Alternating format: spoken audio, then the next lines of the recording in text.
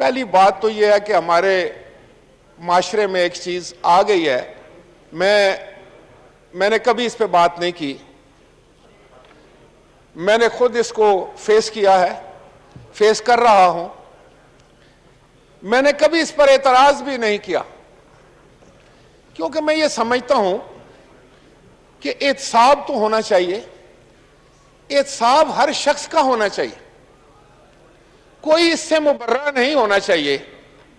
लेकिन उसमें एक शर्त है, एक शर्त जनाब स्पीकर मैं आपकी तवज्जो चाहूंगा, वो शर्त यह है कि ये अक्रॉस द बोर्ड हो।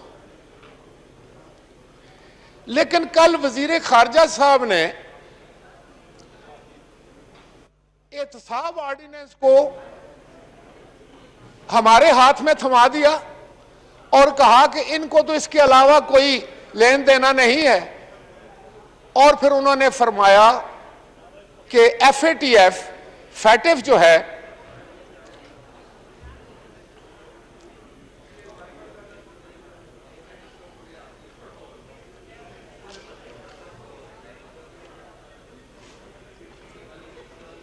जी, राजा परवेज अशरफ साहब। वजीर खारजा साहब ने फरमाया कि फैटिफ जो है वो पाकिस्तान का एक कौमी मसला बन चुका है, पाकिस्तान के मुफाद में है कि हम ग्रे लिस्ट में ना रहें और अल्लाह ना करे कि हम ब्लैक लिस्ट में चले जाएं।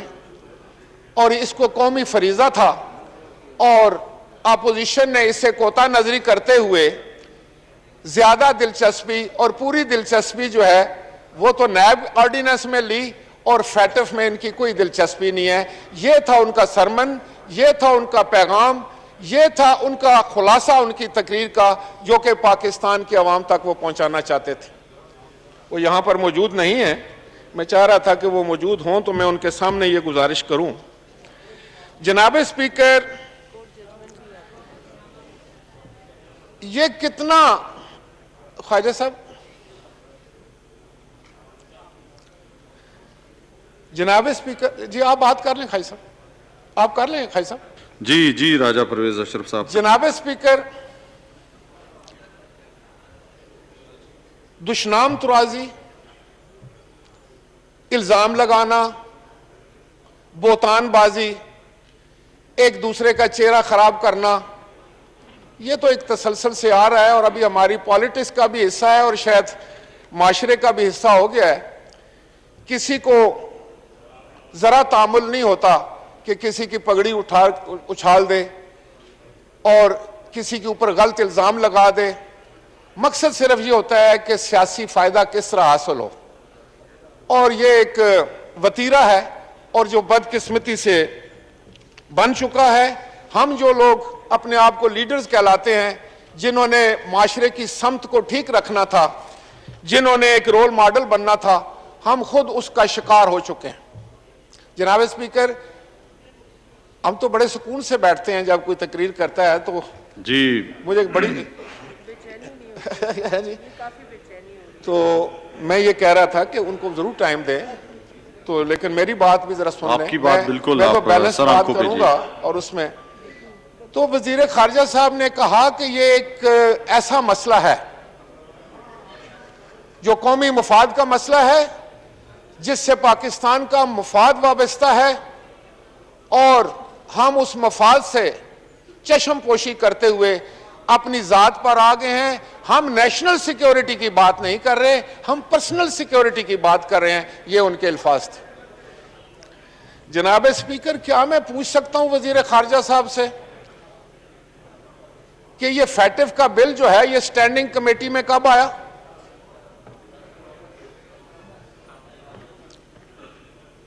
कब ये स्टैंडिंग कमेटी में आया था ये बिल? 6 महीने से जायद अरसा गुजर गया है जनाब स्पीकर साहब, और इस बिल पर बातचीत इस वजह से नहीं हुई स्टैंडिंग कमेटी में कि गवर्नमेंट ने हर दफा यह कहा कि हमारे मशीरे खजाना जो हैं वो अवेलेबल नहीं है। जरा गौर फरमाइए, आज जो कह रहे हैं कि बहुत बड़ी इमरजेंसी है और बड़ा कोई नज़ा का वक्त आ गया है, तो जरा इनकी सीरियसनेस देखें कि जो 6 महीने से इस पर कार्रवाई नहीं हुई स्टैंडिंग कमेटी में, सिर्फ इस वजह से कि हुकूमत के एक मशीर के पास वक्त नहीं। तो कितनी इंपॉर्टेंस दी है आपने इस बिल को? इसलिए कि वो मशीर जो थे उनका तो कोई लेना देना नहीं था भाई। उन्होंने तो ये सोचा है कि घोड़ा गिरा तो एक तमाशा, सवार भी गिर गया तो 2 तमाशे।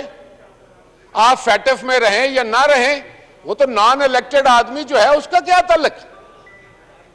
ये तो है आपकी संजीदगी का आलम। आज आप इतने जबरदस्त अल्फाज इस्तेमाल करके चीख चीख कर पाकिस्तान के लोगों को गुमराह करने की कोशिश कर रहे हैं और सारा इल्जाम जो है वो हमें दे रहे हैं। जनाब स्पीकर, मैं नहीं किसी को ईमानदारी का सर्टिफिकेट देता, ना बेईमानी को। मैं किसी को करप्ट नहीं कहूंगा, यह काम अदालत का है।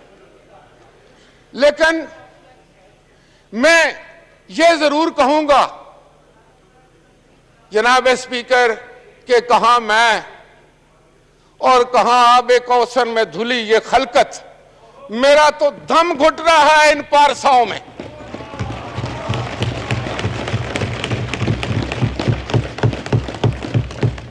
जनाब स्पीकर, अगर यह वतीरा जारी रहता है तो शायद 2 साल तो गुजर गए एक डंडोरा पीटते में कि करप्शन करप्शन करप्शन, बाकी सब करप्ट और आप ईमानदार। चलें यार, ये मान भी लेते हैं, मैं तस्लीम कर लेता हूं कि आप बहुत ईमानदार लोग हैं, लेकिन खुदा की कसम पाकिस्तान के अवाम ये मानने के लिए तैयार नहीं है।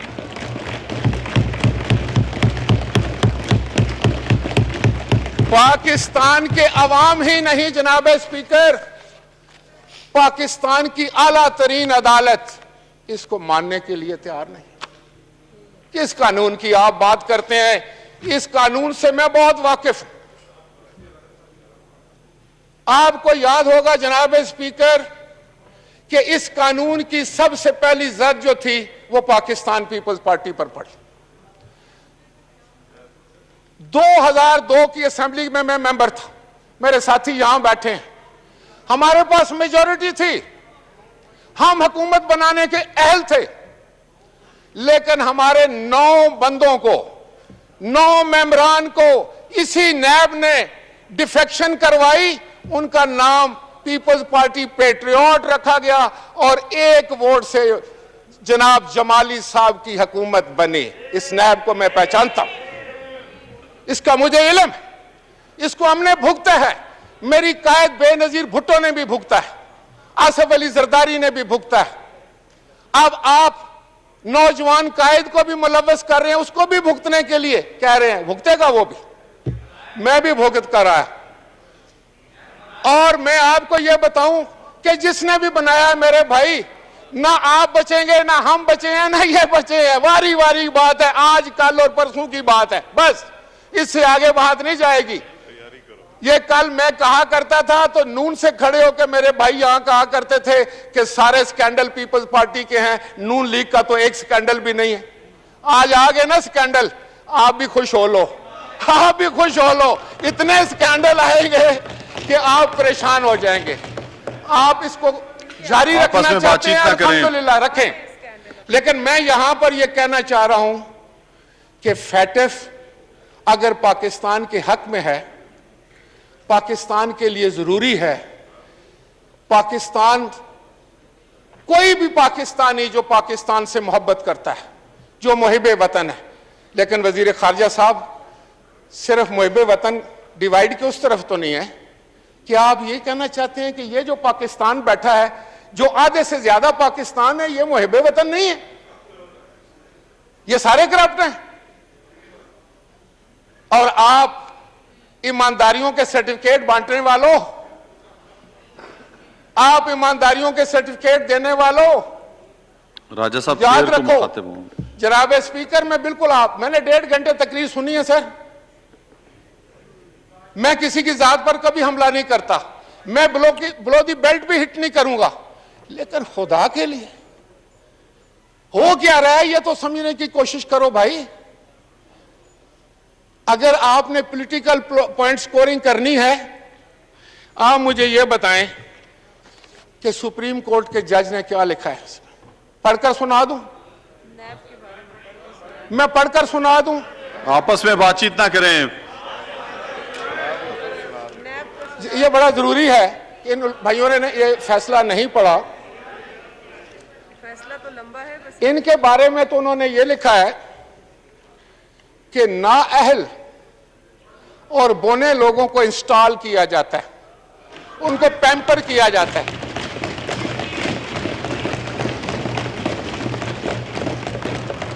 जिनमें नाअहलियत, देखिए ये सुप्रीम कोर्ट ने लिखा है यार, जाकर झगड़ा करो, उसे एक्सपंज करवा के लाओ। आपस में लुकमेबाजी ना करें, बिल्कुल बिल्कुल लुकमेबाजी ना करें, ना पीछे से आप नारेबाजी करें, पूरा मौका दें बोलने का। मसला है तो सुप्रीम कोर्ट में जाएं और इस फैसले में जाएं, जाके इस पे जाके रिव्यू करवाएं और ये रिमार्क्स जो ऑनरेबल जज ऑफ द सुप्रीम कोर्ट के एक्सपंज करके लेकर आए। अगर आप एक्सपंज नहीं करवाते तो ये क़यामत तक आपका पीछा करेंगे और ये हकीकत पर मबनी है।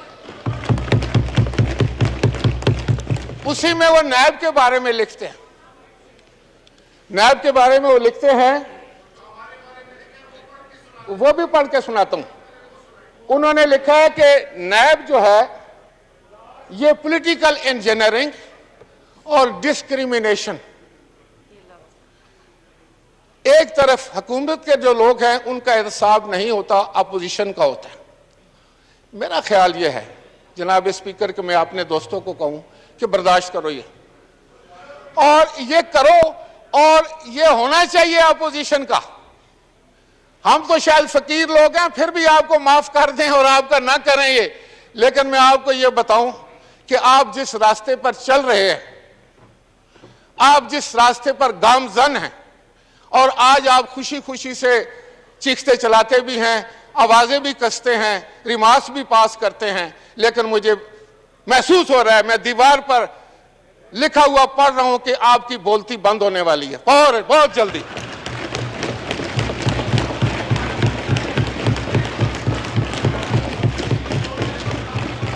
जनाब स्पीकर, क्या इन मेरे फाजिल मेंबरान के इल्म में है कि जनरल हामिद साहब ने क्या लिखा? थैंक यू जनाब स्पीकर, आप तशरीफ लाए। मैं दोहराऊंगा नहीं जो बातें मैं कर चुका हूं,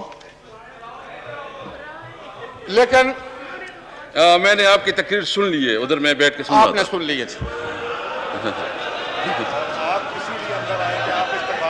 जी जी, मैं आपका शुक्रिया अदा करता हूं कि आपने बातें सुनी, आपने उनसे इत्तेफाक किया और आप अंदर तशरीफ ले आए। नहीं हम तो सुनते आप सबके हैं, और इत्तेफाक मेरे पास अपनी जेब में पड़ा होता है, मेरे दिल में पड़ा होता है। जनाब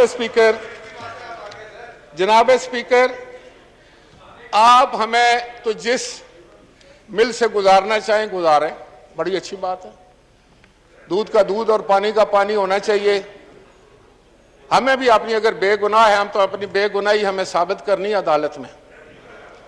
लेकिन ये एक वतीरा बन गया है कि हाउस में आकर भी हम please no cross talk, please मैं रिक्वेस्ट करूंगा कि टाइम का ख्याल रखें, क्योंकि आगे भी और हमने बिल भी पास करना है, तो मेहरबानी 1.5 घंटा हमने मशक्कत काटी है। 1.5 घंटा हम पर जुल्म किया गया है, तो हमारा 5 मिनट तो बर्दाश्त कर लें भाई। जनाब स्पीकर जी, आप के पास अगर इख्तियार है और आप ये समझते हैं कि आप अपने इख्तियारात से लोगों को डरा के धमका कर अपने मर्जी के रिजल्ट हासिल कर सकते हैं तो करें। इसमें एक बात का ख्याल रखें कि कोई आपको यह नहीं कह रहा कि एहतसाब ना हो, लेकिन अगर अदालतों ने फैसला करना है तो फिर यहां हाउस में आप करप्ट और नॉन करप्ट की गर्दान छोड़नी पड़ेगी, फिर मीडिया पर भी छोड़नी पड़ेगी। अगर आपने यहां अदालत लगानी है तो 100 बिस्मिल्लाह, हम भी लेकर आ जाते हैं अपने आर्गूमेंट, अपने रिकॉर्ड, आप भी लेकर आ जाएं। हम आपके सामने अगर साबित कर दें या ना कर सकें तो यहां फैसला कर लें जनाब स्पीकर, आप मुल्सिफ बन जाएं। लेकिन अगर ये फोरम नहीं है, ये अगर फोरम नहीं है तो यहां वो काम होना चाहिए जो इस ईवान का काम है, वो तो हो नहीं रहा। 2 साल हमारे कान पक गए कि आप फरिश्ते हैं, आप फरिश्ते हैं, हम लोग जो हैं सारे जो हैं वो इंसान भी आप नहीं समझते। तो भाई अब ये तो बताओ कि लोगों का क्या होगा, पाकिस्तान के 22 करोड़ लोगों का क्या होगा? वो आपकी भी जिम्मेदारी और हमारी जिम्मेदारी है भी। कोई ऐसा कानून आप बता सकते हैं जो आपने बनाने के लिए लाए हो इस ईवान में? बगैर शोर शराबे के आपने क्या किया? Address the chair sir. बगैर आपने तजलील किए हुए क्या किया? नए नए लफ्ज आपने इजाद करने के बजाय क्या कहा? आज हमें तो नहीं, हमारे कान रोज सुनते हैं ये बातें।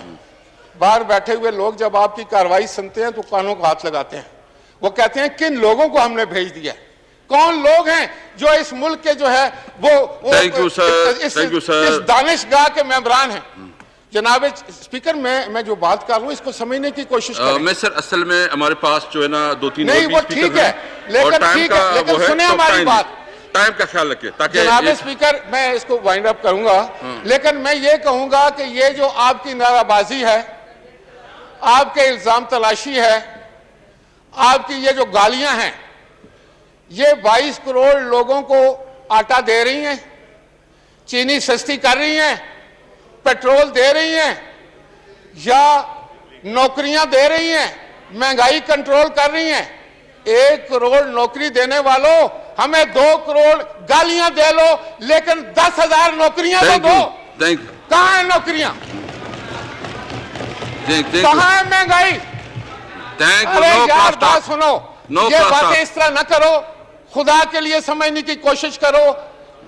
मैं ये समझता हूं कि आपने इस पार्लिमान की इज्जत खाक में मिला दी। आपने सियासत का जनाजा निकाल दिया है। आपने जमहूरियत को बहुत बड़ा सवालिया निशान बना दिया है। आप लोगों के पास कोई प्रोग्राम नहीं है, आप लोगों के पास कोई पॉलिसी नहीं है, आप लोगों के पास कोई सोच नहीं है। अभी नहीं, वजीर खारजा साहब आ गए, मैंने इनकी बात का जवाब देना। नहीं वो प्लीज अभी हो गई जी, आपका नहीं, बहुत अच्छा हुआ आ गया टाइम, आपका टाइम हो गया जी।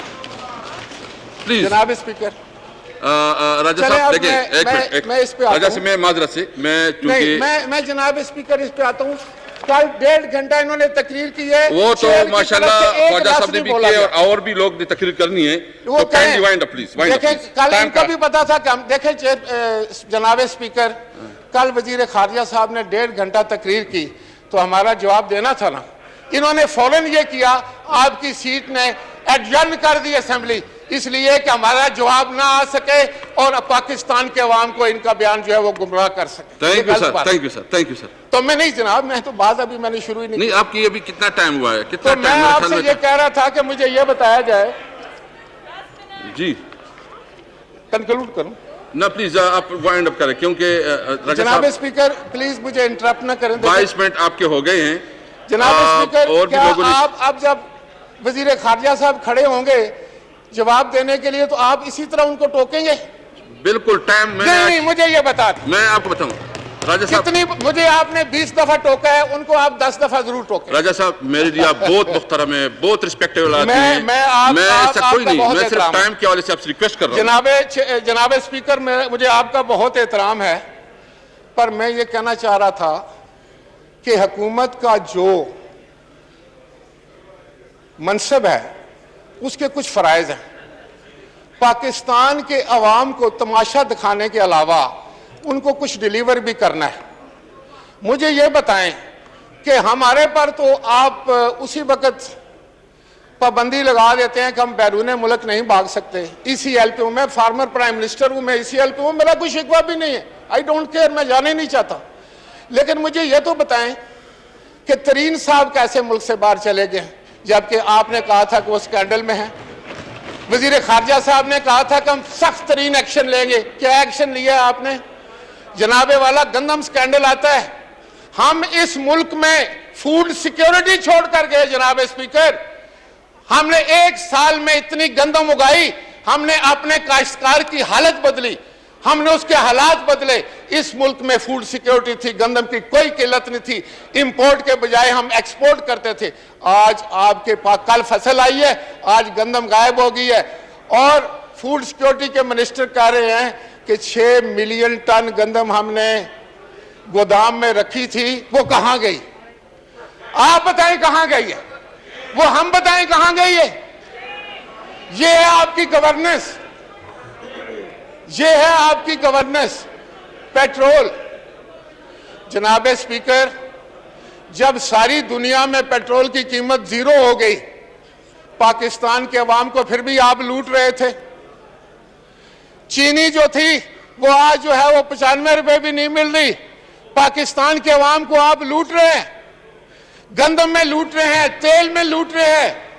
मैं आपके ये बात नहीं करूंगा, हमारे प्रोजेक्ट में ताखीर हो तो हम लैब में पेश होते हैं, बाबर अवान साहब बताएंगे, लेकिन BRT में ताखीर हो तो वो तो मामूली बात है, वो तो आप सुप्रीम कोर्ट में से जाकर जो है स्टे ऑर्डर ले आते हैं।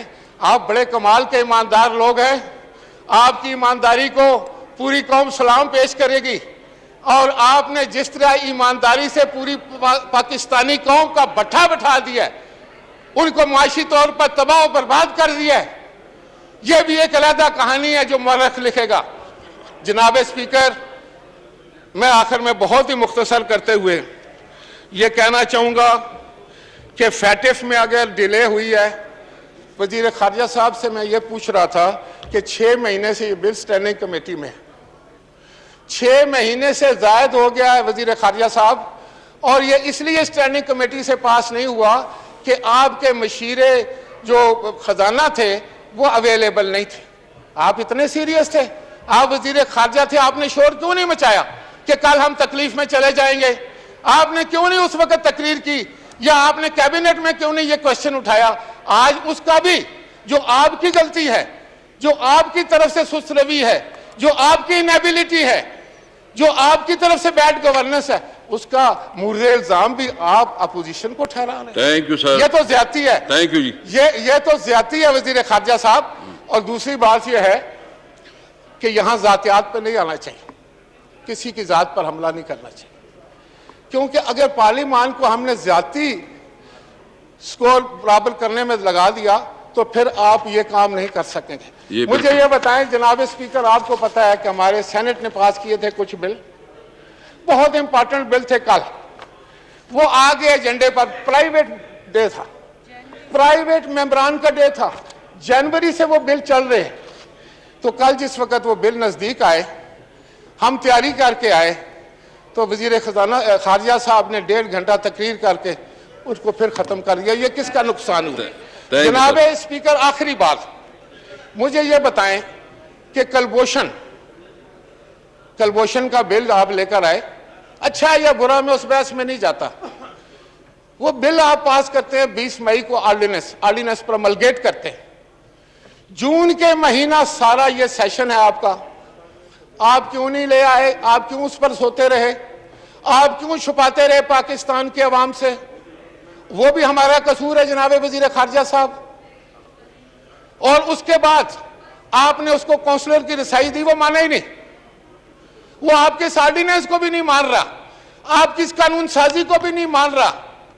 तो हम इस बहस में नहीं जाते। आप हुकूमत में हैं, आपकी मुश्किलात होंगी, आपकी दुश्वारियां होंगी, हर हुकूमत को होती हैं, और वो उस वक्त के लिहाज से उस पर अमल करती है या अपने जो बॉटल नेक्स हैं उनको ठीक करने की कोशिश करती है। थैंक यू जी। लेकिन जनाब स्पीकर, मैं आखिरी बात ये करना चाहूंगा